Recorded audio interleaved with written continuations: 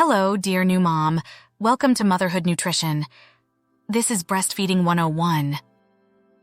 When is your milk coming in? Breast milk arrives in 3 stages. Nature designed each for your baby's age, making it the perfect food from the first day to the 10th and beyond. Colostrum. When you first deliver, milk hasn't yet arrived on the scene. The thick, yellowy, though sometimes clear substance that you're producing is colostrum, the same stuff that leaked out of your breasts during pregnancy. This vital blend of protein, vitamins, and minerals can also help defend against harmful bacteria and viruses, and possibly even stimulate baby to produce antibodies. Colostrum also coats the inside of baby's intestines, protecting her immature immune system and protecting against allergies and digestive upset. Plus, it stimulates baby's first bowel movement and reduces jaundice risk. You'll likely make very little, but baby probably won't need more than a few teaspoons of this liquid gold per feeding during the early days. Regularly suckling from the start will help stimulate your body to produce the next stage of milk within a few days. Transitional milk. Next on the tasting menu is transitional milk, which your breasts serve up between colostrum and mature milk, usually around the 3rd or 4th day. It resembles milk mixed with orange juice, but fortunately tastes a lot better to your baby and appears when your milk first comes in. It contains lower levels of immunoglobulins and protein than colostrum, but has more lactose, fat, and calories. And don't worry if it doesn't seem like you're producing a lot of milk. At day 3, baby's stomach is only the size of a walnut. Mature milk. Arriving between day 10 and 2 weeks postpartum, mature milk is thin and white, though sometimes slightly bluish. While it looks like watery skim milk, it's packed with all the fat and other nutrients that growing babies need. Latching baby onto your breast. In the beginning, it might take quite a few tries to get your baby into the right position, but keep trying. First, it's essential to know a good latch, since improper latching is the most common cause of breast discomfort. Baby's mouth should cover both your nipple and the areola, so that baby's mouth, tongue, and lips massage milk out of your milk glands. Sucking on just the nipple will not only leave your infant hungry because the glands that secrete the milk won't be compressed, it will also make your nipples sore and cracked.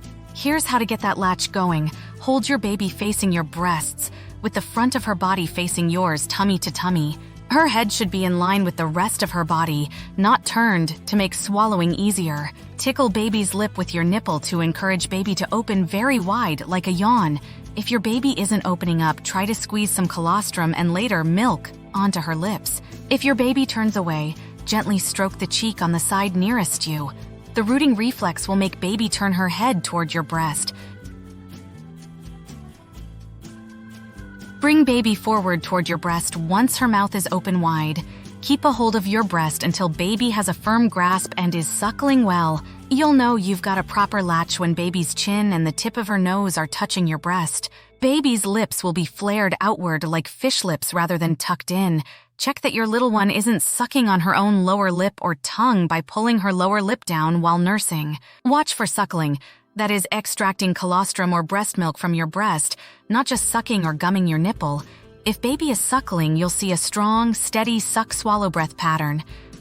You'll also notice a rhythmic motion in baby's cheek, jaw, and ear. Once your milk comes in, listen for the sound of swallowing or gulping. You'll know baby isn't latched properly if you hear clicking noises. Is baby having trouble properly latching on? Break the suction carefully by gently inserting a clean finger into the corner of her mouth or by pressing on your breast near the mouth. How long to breastfeed? Instead of setting time limits on each feed, let your sweetie take her time at the breast and expect feedings to be long initially. Sessions typically last 20 to 30 minutes. Keep in mind that's on average. Your baby could take more or less time and need to feed for longer in the beginning and during growth spurts. Drain one breast fully. Ideally, at least one breast should be well drained at each feeding. This is more important than being sure baby feeds from both breasts, since hind milk, the last of the mature milk that baby feeds on, is richer in fats and calories. Don't pull the plug arbitrarily. Instead, wait until your baby seems ready to quit on breast 1, then offer but don't force breast 2. If baby drains one breast and doesn't want any more, start with the other breast at the next feeding. Wait for baby to signal she's done. End the feeding by waiting for baby to let go of the nipple.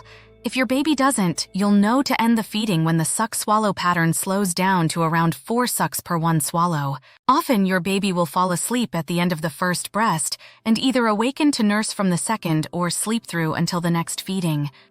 How often to breastfeed? Feeding babies when they're hungry, on demand, rather than on a schedule is ultimately best for breastfeeding success.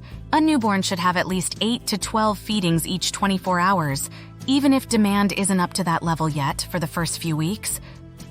Break that down and you'll probably be nursing every 2 to 3 hours, day and night, counting from the beginning of each nursing session. If you have a hungrier or more impatient infant on your hands, you may go little more than an hour between feedings.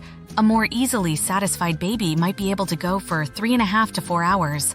If you feel like you're nursing constantly, don't worry, it's temporary. As your milk supply increases and your baby gets bigger, the breaks between feedings will get longer. Don't be concerned or surprised if your formula feeding or supplementing friends say their newborns eat far less often. Breast milk is more easily digested than infant formula, allowing the tummies of nursing babies to empty faster and thirst for more sooner. Signs that your baby is hungry. A good way to master the right breastfeeding balance is to nurse when your baby seems hungry. Don't wait for tears. By then, your little one may be uncomfortably hungry, especially the longer she cries. She might be tiny, but she'll make her needs known by nuzzling against your breasts, sucking furiously on that little baby hand or your arm, opening her mouth, rooting. When baby opens her mouth and turns her head to the side with her mouth open to find the food source, often after her cheek is stroked, sucking on her lip or tongue, which can look like she's sticking her tongue out, and by making lip-smacking sounds. Breastfeeding positions. Cradle hold. Position your baby so that her head rests in the bend of your elbow of the arm on the side you'll be breastfeeding, with the same hand supporting the rest of baby's body. Crossover hold. Hold your baby's head with the hand opposite to the breast you'll be nursing from. Using your free hand, cup your breast as you would for the cradle hold. Football hold. Your baby's legs are tucked under your arm on the same side as the breast you're nursing from. Hold your baby with that arm on a pillow to lift her up and use your other hand to cup your breast. Side lying position. A good position if you're nursing in the middle of the night. Lie on your side with a pillow under your head. Baby should face you, head in line with your nipple. Laid back position. Biological nurturing. In this position, you lean back comfortably, semi-reclined on a couch or bed with pillows supporting your upper back, neck, and head. Place baby on you, tummy to tummy, lying on your chest in pretty much any direction that's comfortable, with the baby's cheek on your breast. How to tell if your baby is getting enough milk. Many new nursing mothers worry at some point that baby isn't eating enough. Your breasts aren't calibrated on the outside after all, so you don't know how much milk you're producing and baby is consuming. If you're concerned, a few indicators can help you check that your baby is getting her fill. Disposition. If your little one seems happy and content after most feedings, then chances are she's a satisfied customer and is getting enough milk. Dirty diapers. Keep a careful count. After 3 or 4 days, your newborn should be pumping out at least 6 and up to 12 with clear to very pale yellow urine and at least 3 or 4 soft yellow bowel movements over a 24-hour period in the beginning. After 3 or 4 days, your newborn should be pumping out at least 6 and up to 12 with clear to very pale yellow urine and at least 3 or 4 soft yellow bowel movements over a 24-hour period in the beginning. Weight. Infants should gain weight steadily every week from the second week on. 4 to 7 ounces per week is typical for newborns, although weight gain varies depending on age and other factors. Your pediatrician will let you know if your baby's growth is on track. Breastfeeding tips. Number 1. Consider a breastfeeding class offered by many hospitals. They can teach you everything from how to latch and boost your milk supply to how to troubleshoot and involve your partner.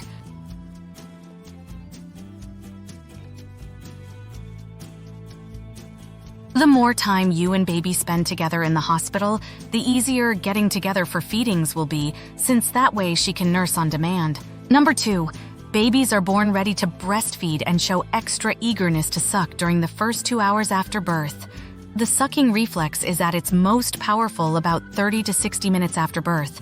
Number 3, talk to a lactation consultant. Before you leave the hospital or birthing center, you might be able to schedule a visit with one or take a class so a pro can observe you feeding your baby. Make sure you're on the right track and check that your baby is getting enough milk. Number 4, until breastfeeding becomes secondhand, you'll need to focus during feedings. Get settled in an area with few distractions and low noise levels. Number 5, have a cool drink by your side to replenish fluids as you feed. Just avoid hot drinks in case of a spill. Also a healthy snack since you'll find yourself hungry more often. Number 6, practice your supply is tailored to your baby's needs in those first few days of life, and those needs are minimal and usually easily filled by colostrum. Number 7, switch sides. Start each feeding on the breast that baby didn't nurse on at all last time, or that didn't drain completely. Number 8, keep it up. You might be tempted to stretch out the time between feedings, but try to resist. Milk production is influenced by the frequency, intensity, and duration of sucking. Number 9, soothe chapped skin. A little organic olive oil or coconut oil can help ward off cracked or chapped nipples and keep you breastfeeding comfortably. Number 10, give it time. Keep in mind that baby is a nursing rookie and you are too. You both have a lot to learn before you're in sync, even if you've successfully nursed another baby before. You got this, mama. This was Breastfeeding 101. I hope you find it useful for your breastfeeding journey. Don't forget to like, comment, share, and subscribe. Thank you for watching.